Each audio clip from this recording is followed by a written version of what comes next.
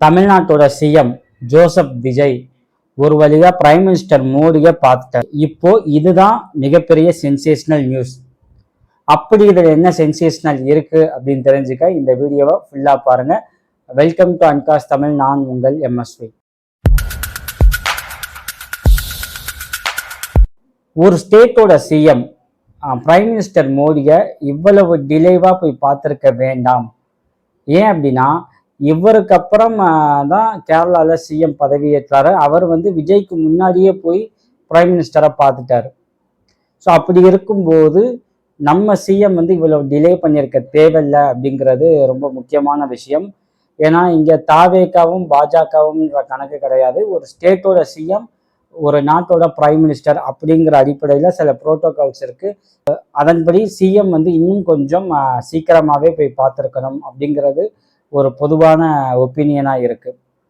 அப்படி பார்த்ததுக்கு அப்புறம் இவங்க ரெண்டு பேரும் அதிகபட்சம் 10 நிமிஷம் பேசியிருக்காங்க அப்படிங்கிறது இன்னும் கொஞ்சம் கவலையளிக்கக்கூடிய விஷயமா இருக்கு. ஏன்னா பிரைம் மினிஸ்டர் மோடியை ஃபர்ஸ்ட் டைம் போய் பார்க்குறாரு விஜய் ஆஸ் அ சிஎம்மா. அப்போ நம்மளோட மாநிலம் சார்ந்த பல கோரிக்கைகளை கொண்டு போய் அங்கே வைக்கணும். ஓகேங்களா? அதிகபட்சமே ஒரு 4 கோரிக்கைகள் தான் வச்சாரு அப்படிங்கிறது தகவலாக இருக்கு. ஸோ இது ஒரு பாசிட்டிவ் சைனாக படலை. இன்னும் நிறைய கோரிக்கைகளை போய் பிரைம் மினிஸ்டர் மோடியோட வச்சிருக்கணும். மாநில நலன் சார்ந்த கோரிக்கைகள் பல விஷயங்கள் வச்சிருக்கணும். இந்த விஷயங்கள் எல்லாம் சிஎம் ஜோசப் விஜய் ரொம்ப தவறிக்கிட்டு இருக்காரு. அவருக்கு சரியான அரசியல் ஆலோசகர் இல்லை அப்படிங்கிறது அப்பட்டமாக தெரிய ஆரம்பிக்குது. ஏன் அப்படின்னா, விஜய் இதான் ஃபர்ஸ்ட் டைம் அவருக்கு சிஎம். அரசியலுமே இதான் அவருக்கு புது அனுபவம், நமக்கு புரியுது. பட் அவரோட அரசியல் ஆலோசகர், தலைமைச் செயலர் அவங்கெல்லாம் இன்னும் ப்ராப்பராக கைட் பண்ணி இருக்கணும் அப்படிங்கிற ஒரு ஒப்பீனியன் நம்ம வைக்க வேண்டியதாக இருக்கு. ஏன்னா பிரைம் மினிஸ்டர் மோடியை பார்த்துட்டு அதிகபட்சம் 10 நிமிஷம் தான் பேசியிருக்கீங்க. பெருசாக எந்த மாநில நலன் சார்ந்த கோரிக்கைகள் எதுவுமே வைக்கலை அப்படிங்கிறது உண்மையிலேயே கவலையளிக்கக்கூடிய விஷயமா இருக்கு. நமக்கு என்னன்னு வச்சுக்கோங்களேன், இப்போ விஜய் சிஎம்மா பதவியேற்ற அன்னைக்கு ஒரு விஷயம் சொன்னார். அது என்ன அப்படின்னா, தமிழ்நாட்டில் 10 லட்சம் கோடி கிட்ட கடன் இருக்கு. ஸோ என்ன இருக்கு என்ன இல்லை அப்படிங்கிறத ப்ராப்பராக ஒரு வெள்ளை அறிக்கை விடுவேன் அப்படின்னு சொன்னார். சோ அதையெல்லாம் பார்த்துட்டு உங்களுக்கு ஒரு வெள்ளை அறிக்கையாவது வெளியிடணும்னு நான் நினைக்கிறேன். ஒரு டிரான்ஸ்பரண்டான ஒரு கவர்மெண்டா வெள்ளை அறிக்கை விடுவேன் அப்படின்னா it means it's a transparent. ஓகேங்களா? ஒரு வெளிப்படையான அரசாங்கம் ரன் ஆகும் அப்படிங்கிறது தான் அதோட மீனிங். ஆனா இப்போ வெளிப்படையான அரசாங்கம் நடக்குதா அப்படிங்கிற ஒரு கேள்வி வருதா இல்லையா? ஓகே, ஒரு வெளிப்படையான அரசாங்கத்தோட முதல் கடமை பத்திரிகையாளர்களை சந்திப்பது. ஓகேங்களா? ஜேர்னலிஸ்ட் அப்படிங்கிறது வேற யாரும் கிடையாது. அவங்க மக்களோட பிம்பம். மக்கள் எல்லாருமே போய் விஜயை போய் கேள்வி கேட்ட முடியாது ஒரு சிஎம். அதே மாதிரி ஒரு சிஎம் ஒவ்வொரு பீப்புளா கூப்பிட்டு போய் சொல்லிக்கிட்டு இருக்க முடியாது. ஓகேங்களா? அப்போ அவங்களோட ரெப்ரசன்டேட்டிவா தான் இங்க மீடியா இருக்கு. ஸோ மீடியாவை ஒரு ஸ்டேட்டோட சிஎம் அட்ரஸ் பண்ணணும். அதுதான் ஒரு proper example for the democracy. ஆனா விஜய் அதை கம்ப்ளீட்டா அவாய்ட் பண்ணிட்டே இருக்குது. தாவேக்கா ஒரு வெளிப்படையான அரசாக இல்லை அப்படிங்கிறதுக்கான எக்ஸாம்பிளா மாறிக்கிட்டே இருக்கு. ஏன் அப்படின்னா, ஒரு பிரைம் மினிஸ்டரை மீட் பண்ணிட்டு வெளில வந்ததுக்கு அப்புறம் அங்க ப்ரெஸ்ஸை அவரை அட்ரஸ் பண்ணியிருக்கணும். டெல்லியில ரிப்போர்ட்டர்ஸ் கூட ஒரு ரிப்போர்ட்டர் ஓப்பனா பேசினாரு. சார், யாரா இருந்தாலும் பிரைம் மினிஸ்டரை பார்த்ததுக்கு அப்புறம் ப்ரெஸ் மீட் வைப்பாங்க சார். அந்த லெகசியை நீங்க பிரேக் பண்ணாதீங்க. ஈவன் ஜெயலலிதா இருந்தால் கூட இது ப்ரெஸ் அட்ரஸ் பண்ணுவாங்க அப்படிங்கிற ஸ்டேட்மெண்ட்டை வச்சாரு. ஸோ விஜய் கண்டினியூஸாக அந்த லெகசியை பிரேக் பண்ணிட்டே இருக்காரு. ப்ரெஸ்ஸை ஃபேஸ் பண்ணவே மாட்டேங்கிறாரு. ப்ரெஸ்ஸை ஃபேஸ் பண்ணல அப்படின்னா அதோட மீனிங் என்ன? நான் மக்களை சந்திக்க தயாரா இல்லை, மக்கள்கிட்ட எதையும் சொல்ல தயாரா இல்லை, மக்களோட எந்த கேள்விகளும் என்னோட காதுக்கு வராமலே இருக்கணும் அப்படிங்கிற ஒரு சர்வாதிகார மனநிலை தான் இது. ஸோ இவ்வளவு சர்வாதிகார தன்மையோட இருந்துக்கிட்டு வெள்ளை அறிக்கை விடுவேன் அப்படிங்கிறது என்ன மாதிரியான மைண்ட் செட் அப்படின்னு நமக்கு தெரியல. ஏன் அப்படின்னா, பத்திரிகையாளர்களை சந்திப்பது ஒரு ஜனநாயக கடமை. நீங்க அமெரிக்கா எடுத்துக்கோங்க, லண்டன் எடுத்துக்கோங்க, ஃப்ரீக்வெண்டா செய்தியாளர்களை சந்திப்பாங்க. அங்க கடுமையான சில கேள்விகளும் முன்வைக்கப்படும், எந்தவித பயமும் இல்லாம. ஆனா இந்தியால ப்ரெஸ் ஃப்ரீடம் எப்படி இருக்குன்னு நம்ம சொல்லவே தேவையில்லை. ஓகேங்களா? பிரைம் மினிஸ்டர் மோடியே இப்போ வரைக்கும் வந்து ப்ரெஸ் அட்ரஸ் பண்ணதில்லை. மனதின் குரல் அப்படின்னு சொல்லிட்டு அவர் ரேடியோல பேசுவார். தட் மீன்ஸ் என்ன ஆகும்னா அது ஒரு ஒன் வே கம்யூனிகேஷன், அவ்வளவுதான். ஓகேங்களா? விஜயும் அதே தான், ஒரு அறிக்கை விடலாம், அவர் ஒரு வீடியோ ரிலீஸ் பண்ணலாம் அப்படின்னா அது எல்லாமே ஒன் வே கம்யூனிகேஷன் தான். டூ வே கம்யூனிகேஷன் ரொம்ப முக்கியம். நீங்க என்ன நினைக்கிறீங்களோ அதை மட்டும் பேசிட்டு போவது ஜனநாயகம் கிடையாது. கேள்விகளை எதிர்கொள்ளணும். ஓகேங்களா? ஏன்னா மக்கள் என்ன நினைக்கிறாங்களோ அதுதான் கேள்விகளா வரும். அந்த கேள்விகளை நீங்க அட்ரஸ் பண்ணணும். அதுக்கு வந்து நீங்க பதில் சொல்ல முயற்சி பண்ணணும். அதை நீங்க அவாய்ட் பண்ணிட்டே இருக்கிறது உங்களோட தைரியம் இல்லாத தன்மையை காட்டுது அப்படிங்கிற எதிர்கட்சிகளோட விமர்சனத்துக்கு வலு சேர்க்கிற மாதிரி இருக்கு. ஸோ அதெல்லாம் வந்து சிஎம் விஜய் வந்து புரிஞ்சுக்கணும். ப்ரெஸ் அட்ரஸ் பண்ணி நான் பிரைம் மினிஸ்டரை பார்த்தேன், இன்னென்ன விஷயங்கள் பேசினேன், இன்னென்ன கோரிக்கைகள் வச்சிருக்கேன் அப்படின்னு சொல்லணும். அதே மாதிரி தாவேக்கு ஆட்சி வந்த லாஸ்ட் 25 days வந்து லா அண்ட் ஆர்டர் ரொம்ப மோசமா இருக்கு அப்படிங்கிற பல விஷயங்கள் நம்ம பார்த்துக்கிட்டே இருக்கோம். ஸோ இதெல்லாம் என்ன அப்படின்னா, வாட் இஸ் சிஎம் விஜய் யாரு, அவரோட ஸ்டெபிலிட்டி என்ன அப்படிங்கிற அந்த விஷயம் வந்து போலீஸ் அதிகாரிகள் அண்ட் அதர் கவர்மெண்ட் அஃபீஷியல்கிட்ட ப்ராப்பரா கன்வே ஆகாததோட விளைவு தான் இப்போ நடக்கிற இந்த பல பிரச்சனைகள்.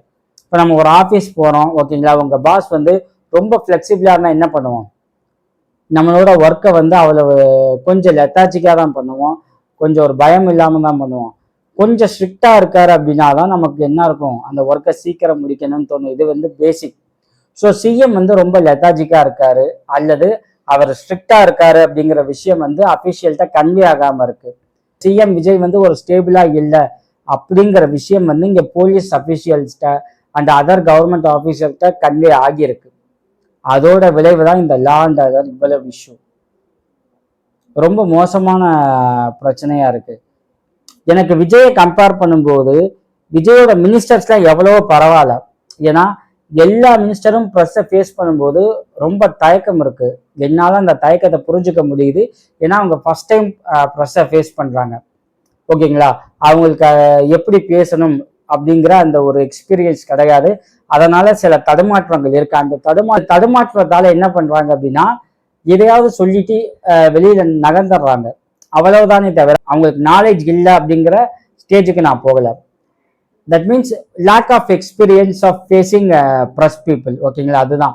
இப்போ நீங்க வந்து ஏடிஎம்க்கு எடுத்தீங்கன்னு வச்சுக்கோங்களேன், ஜெயக்குமார் முன்னாள் அமைச்சர், அவர் வந்து ப்ரெஸ்ஸை வந்து மிக அழகாக ஹேண்டில் பண்ணுவார். அந்த எக்ஸ்பீரியன்ஸ். ஓகேங்களா? ஆராசா ப்ரெஸ்ஸை சூப்பராக ஹேண்டில் பண்ணுவார். திருமாவளவன், வன்னியரசு ப்ரெஸ்ஸை சூப்பராக ஹேண்டில் பண்ணுவாங்க. ஸோ இவங்கெல்லாம் வந்து அந்த எக்ஸ்பீரியன்ஸ் இருக்கதால, மக்களோட மக்களாக இருக்கதால அவங்களுக்கு என்ன ஆகுது அப்படின்னா அந்த ப்ரெஸ்ஸை ஹேண்டில் பண்ண முடியுது. ஈவன் டஃப்பான ஒரு ரஃப் அண்ட் டஃப்பான கொஸ்டின்ஸை ஃபேஸ் பண்ணால் கூட அந்த சுச்சுவேஷனை அழகாக டேக்கிள் பண்ணுவாங்க. ஓகேங்களா? அதுதான் அனுபவம். நீங்கள் வந்து இப்போ ஒரு chief minister of the state, ஓகேங்களா? நீங்கள் இண்டிவிஜுவலாக உட்காந்து ப்ரெஸ்ஸை ஃபேஸ் பண்ணணும்னு அவசியம் இல்லை. உங்களை சுற்றி உங்களோட அஃபீஷியல்ஸை நீங்கள் பக்கத்தில் வச்சுக்கலாம். ஏன்னா ஜென்ரலைஸ்டு கொஸ்டினை நீங்கள் பேசலாம். எனி டேட்டா ரிலேட்டட் கொஸ்டினை நீங்க பக்கத்துல இருக்க அஃபீஷியல்ஸ்ட கேட்டு கூட நீங்க வந்து கன்வே பண்ணலாம். யாரும் வந்து அதை மைனஸா சொல்ல மாட்டாங்க. ஏன்னா டேட்டா எல்லாமே மைண்ட்ல இருக்கணும்னு அவசியம் கிடையாது. அதெல்லாம் அஃபீஷியல்ஸ்ட அந்த அதிகாரிகளிடம் இருந்தால் மட்டும் போதுமானது. நீங்க அவங்கள்ட்ட கேட்டு அதை அட்ரஸ் பண்ணீங்க அப்படின்னா கூட ஒரு பாசிட்டிவ் சைன். இது வந்து ஒரு ஜனநாயக ஆட்சி அப்படின்னு நம்ம பேசலாம். ஆனா நீங்க பத்திரிகையாளர்களை கண்டினியூஸா அவாய்ட் பண்றது அப்பட்டமான சர்வாதிகாரம். இந்த வேர்டு கொஞ்சம் கடுமையா இருந்தாலும் அதான் உண்மை. பத்திரிகையாளர்களை சந்திக்க மறுப்பது அப்பட்டமான சர்வாதிகாரம். சர்வாதிகாரி தான் இருக்கிறதுலையே ரொம்ப பயப்படுவாங்க அப்படிங்கிற ஒரு கோட் இருக்கு. ஸோ நீங்க ப்ரெஸ்ஸை ஃபேஸ் பண்ண பயப்படுறீங்க. அந்த பயம் நியாயமானது, நான் மறுக்கலை. ஏன்னா உங்களுக்கு அனுபவம் இல்லை, நம்ம எதுவும் பேசி இஷ்யூ ஆகிடக்கூடாதுன்ட்டு. பட் நான் என்ன சொல்றேன், நீங்க அஃபீஷியல்ஸை பக்கத்துல வச்சுக்கிட்டு நீங்க ப்ரெஸ்ஸை ஃபேஸ் பண்ணலாம். ஏன்னா மக்கள் கேட்கணும்னு நினைக்கிற கேள்விகளை வந்து நாங்க கேட்குறோம். அதுக்கு நீங்க பதில் சொல்லுங்க. நீங்க சந்திக்கவே மாட்டேன் அப்படிங்கிறது உண்மையிலேயே கவலை அளிக்கக்கூடிய விஷயமா தான் இருக்கு. ஏன் இது எந்த அளவுக்கு கவலை அளிக்கக்கூடிய விஷயம் அப்படின்னா, இன்ஃப்ளூயன்சர்ஸ் யாரெல்லாம் பிஃபோர் எலெக்ஷன் தாவேகாக்கு சப்போர்ட் பண்ணாங்களோ அவங்கெல்லாம் கடந்த இந்த 20 நாள் நடக்கிற லா அண்ட் ஆர்டர் இஷ்யூவை பார்த்துட்டு அவங்க வேற மாதிரியான ஸ்டேட்மெண்ட் கொடுக்க ஆரம்பிக்கிறாங்க. நாங்கள் பொலிட்டீஷியன் கிடையாது, நாங்கள் இன்ஃப்ளூயன்சர் கிடையாது, நாங்கள் ஜென்ரலைஸ்டாக பேசணும், நாங்கள் தாவேகா கிட்ட யாரும் மணி வாங்கினது கிடையாது அப்படின்னு சொல்லிட்டு அவங்க வந்து பேக் எடுக்கிறாங்க.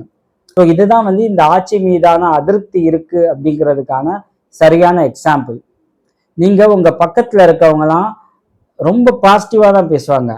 பாலாறு தேனாறு ஓடுது, மக்கள் வந்து ரொம்ப சந்தோஷமா இருக்காங்க அப்படிங்கிற ஒரு பிம்பத்தை உருவாக்கிக்கிட்டே இருப்பாங்க, ஒரு பொய்யான பிம்பத்தை கட்டமைச்சுக்கிட்டே இருப்பாங்க. நீங்க அதை நம்புனீங்க அப்படின்னா இந்த எலெக்ஷன்ல திமுகக்கு என்ன நடந்துச்சோ அது அடுத்த எலெக்ஷன்ல உங்களுக்கு நடக்கும். ஈவன் நீங்க 5 வருஷம் கண்டினியூ ஆகாம கூட போக வாய்ப்பு இருக்கு. ஒரு வாய்ப்பு, சரியான வாய்ப்பு உங்களுக்கு அமைஞ்சிருக்கு, மக்கள் கொடுத்துருக்காங்க அப்படின்னா அதை சீரியஸா எடுத்துக்கிட்டு மக்களை நீங்க அட்ரஸ் பண்ணுங்க, மக்கள்கிட்ட டிரான்ஸ்பரண்டா இருங்க. அதை தவறும் பட்சத்துல இது சர்வாதிகாரி ஆட்சி அப்படின்னு தான் மக்கள்கிட்ட கன்வே ஆகும். ஏன்னா உங்களோட அந்த பிம்பம் வந்து இன்னும் சில நாட்கள்ல உடைக்கப்படும்.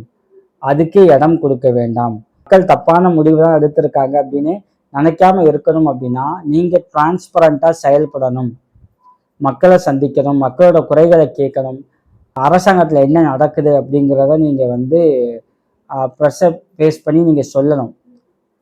ஸோ அந்த திறமையை நீங்கள் சீக்கிரம் வளர்த்துக்கிட்டு கூடிய விரைவில் நீங்கள் வந்து ப்ரெஸ்ஸை ஃபேஸ் பண்ணுவீங்க அப்படின்னு நான் நம்புகிறேன்.